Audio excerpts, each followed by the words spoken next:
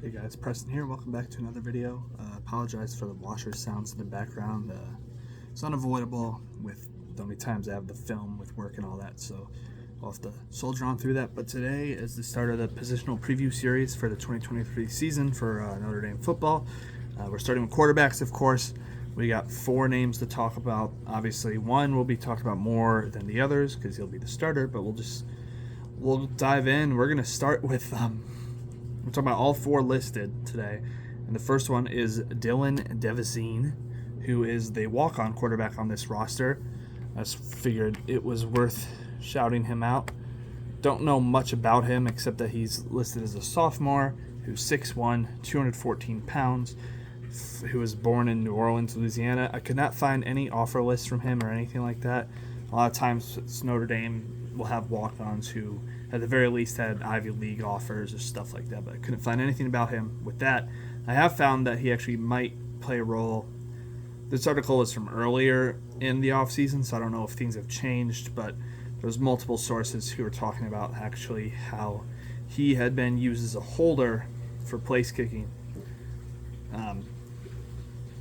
in the offseason, and he's actually pretty good at it. So that's always good to hear. I'm making your mark. I just wanted to shout out the walk-on real quick. Obviously, we'd have to be in a very, very bad spot if we were down 3 quarterbacks or 3 scholarship quarterbacks. So I don't know how he'd hold his own actually playing the quarterback position, but just figured I'd mention every player who was listed.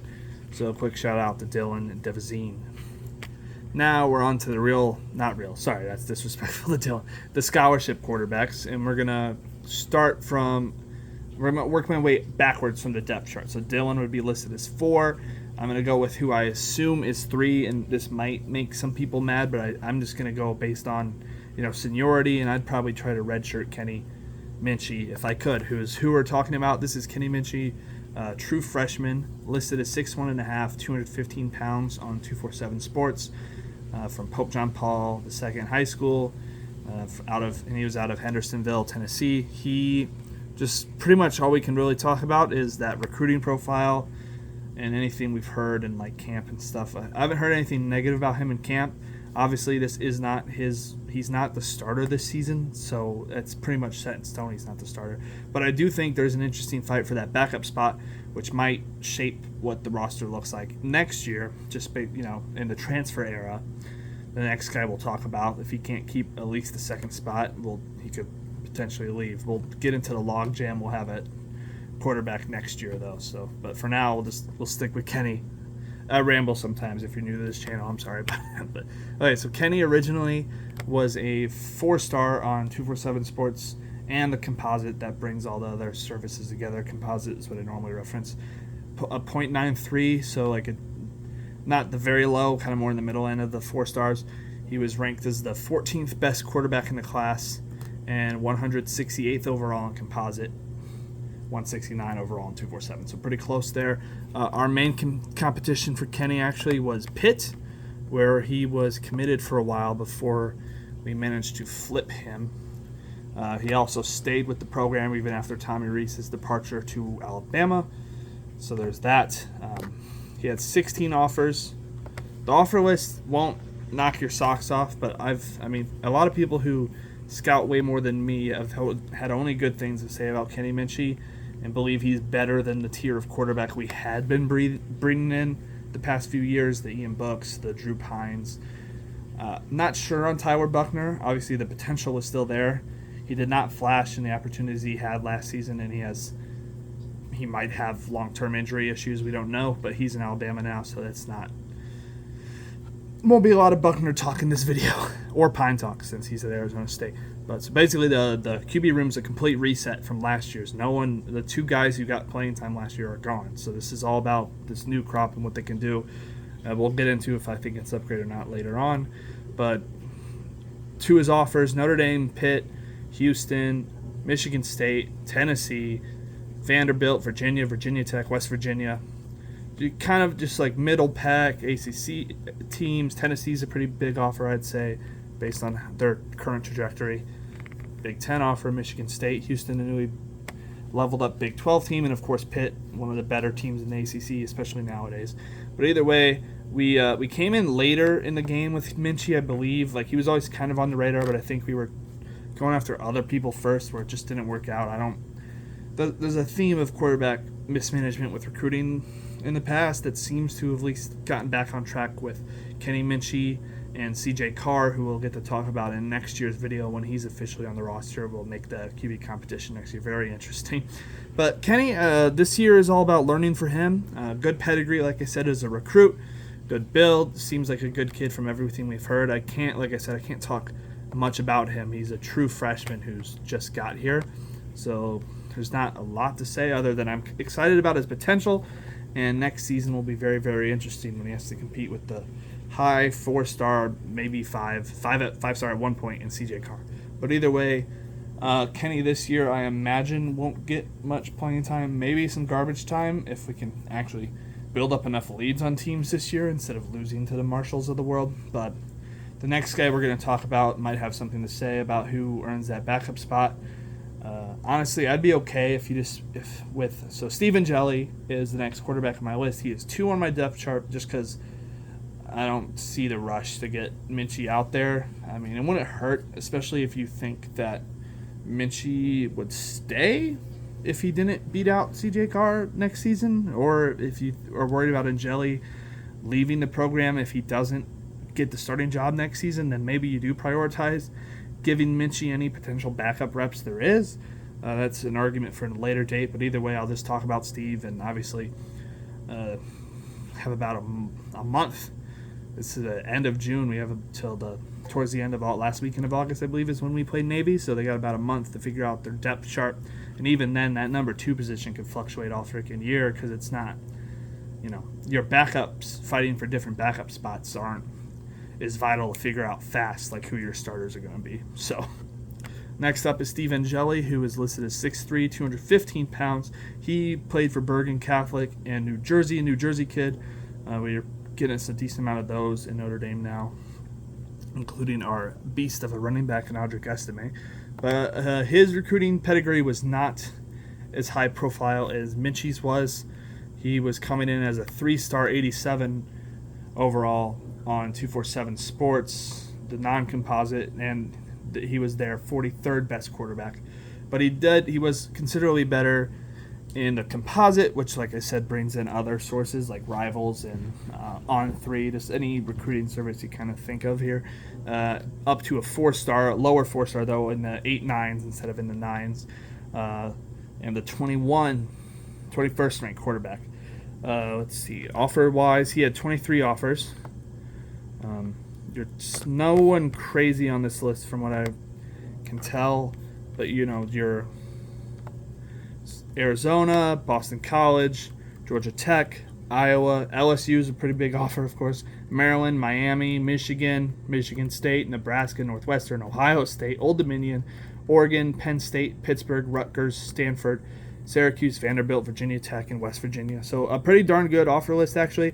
I won't comment on if I think he'd get a starting job with a lot of those teams. Like Ohio State, for example, they did offer, but the guys they brought in are of a higher pedigree, so I'm not sure how that would have worked out. But either way, he came to Notre Dame.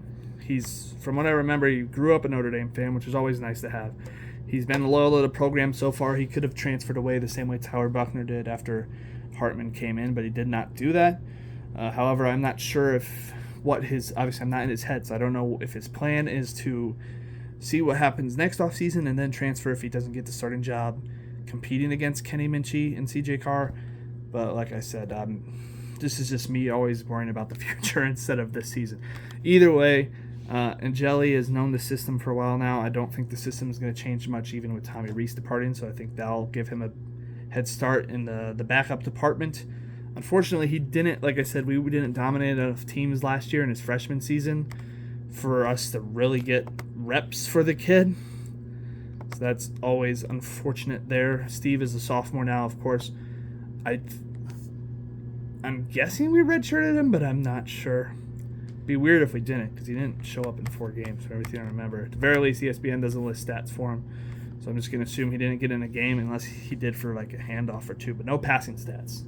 at the very least. There might have been a drive last year, I think, where he handed it off like 3 times or something like that. Either way, the backups I think are fine. Both guys, they're unproven, of course, so you don't have a reliable veteran backup. Like if you're in a pinch, if Sam goes down for one game and you need someone to finish the game, you're gonna be relying on unproven talent, which is not always the best thing. But I do like the potential of these 2 kids, and I think, like I said, they will make next offseason very interesting. And I think the QB room is in good hands. Best hands they've been in a while, probably, post Ian Book transition and all that. So now we're going to talk about the big name. Of course, this is probably one of the bigger stories in the college football offseason is Sam Hartman transferring to Notre Dame. He is listed as 6'1", 186 pounds, and 247. Not the tallest quarterback, but that really didn't matter, as we'll see when I get into his Wake Forest stats, which is the college he transferred to us from. He was originally an 87 overall as a prospect from 247 all the way back in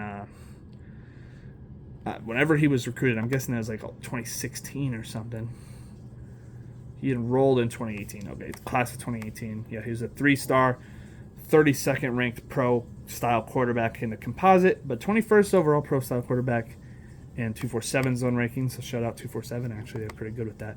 But that doesn't matter now. That was like 5 or 6 years ago. Hartman is a grad student. This is his final year of eligibility, I believe. And even if it's not, he is leaving after this. This was his chance to prove himself with a better team, where he'll have more notoriety and draft scouts on him to hopefully raise his draft stock. He's been a very, very good college quarterback his whole career with Wake. In fact, he was the number 1 QB ranked on the 247 transfer rankings. He was the best quarterback in the portal, according to them, and the 7th best transfer overall, like in general, in their rankings. So that's a huge get for Notre Dame. This kid is a veteran, like as veteran as you can get in the ranks of college football, where there is eligibility requirements that can run out. Dude's the chiseled vet, is what you'd say. From everything I've seen with media and stuff, he actually made some media rounds on like ESPN and Amazon and all that. He's a well-spoken kid, good attitude. Looks like he'll be one of the leaders of this team from everything I've seen. Stats-wise, he's been putting up numbers for a while now, just to give you a bit of an idea. Last season, he had a 63% completion percentage, which was his best in his 5-year career. So he's played 5 seasons, by the way, now that I can finally look at the stats again. 63% was his best completion percentage career. All the other times he was in the high 50s. You want it to at least be in the 60s, so hopefully it stays that way. But also, their offense was way different than ours, so we'll see if that changes anything in terms of completion percentage. He had 3,701 yards with an average of 8.6 yards per pass, 38 touchdowns to 12 picks, and was sacked 34 times, by the way, which is something we'll talk about because it's unlikely that will happen to him at Notre Dame. And he had a 159.4 passer rating, which is that's really great.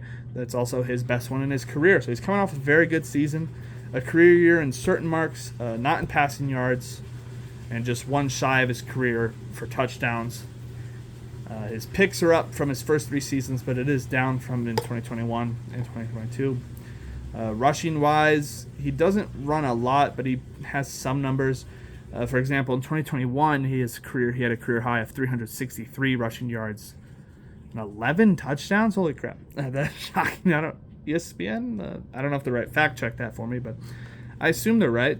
Must have been a lot of QB sneaks or something. But in 2022, last season, the rushing fell off significantly to 129 yards, 1.3 average, and a touchdown. Of course, I believe these include like getting sacked, which is why it's at 102 carries and a 1.3 yard average. I assume it's better than that. He also had a long of 25 yards.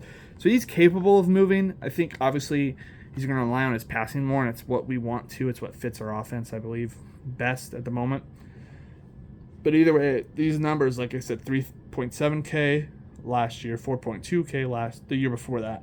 He's a very solid quarterback. In terms of college quarterbacks, he's one of the best you can get.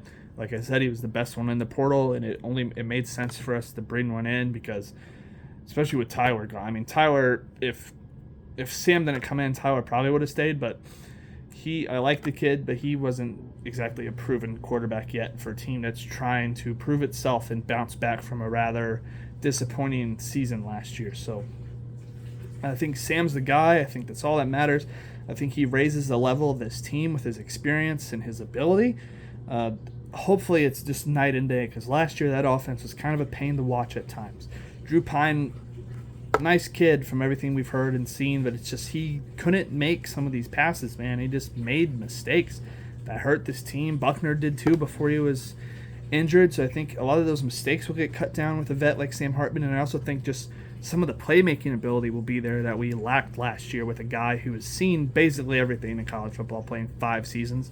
He'll also be familiar with a lot of our opponents, given that Notre Dame still plays at least 4 ACC teams, and Sam's played all those teams by now, playing 5 years in the ACC already. This is just huge for this program. This is the best quarterback Notre Dame has had in a very long time. Knock on wood that he obviously barely enough falling off from his normal stat line. But even if he put up the exact same stat line that he did at Wake last year, 3.7K, 38 touchdowns and 12 picks, I assume our win-loss record will be way better than last year, which I expect us to be at least 10 wins, but that's a whole other story. But so yeah, guys, what are your thoughts about this quarterback room? Do you believe in Sam Hartman as much as I do? Do you think Minchie should be the backup over Angeli? Do you not care about that at all yet? You want to wait till next offseason? Just give me your general thoughts about Notre Dame's quarterback room below. If you want to talk recruiting for the future too, that's obviously fine. Any questions you have, like I said, feel free to comment below. I will gladly respond to anything. Got time on my hands. So please like this video. This video will also be going in a Notre Dame sports playlist where you can check out all my Notre Dame videos from the past, post-game reactions, game previews, position previews from past seasons, and recruit preview breakdowns. And sometimes I'll make sure to be back on posting videos of when a kid commits to Notre Dame, giving you a rundown on that prospect and what he can bring to the future of the program. So anyways, guys, thank you so much for watching. This is KMA Preston. Make sure you stay tuned for the running backs video coming out. That'd be the next in this series. We also post Steelers content and various other sports content. So if you're interested, make sure to subscribe. And I will see you guys later. This is KMA Preston signing out. Bye-bye.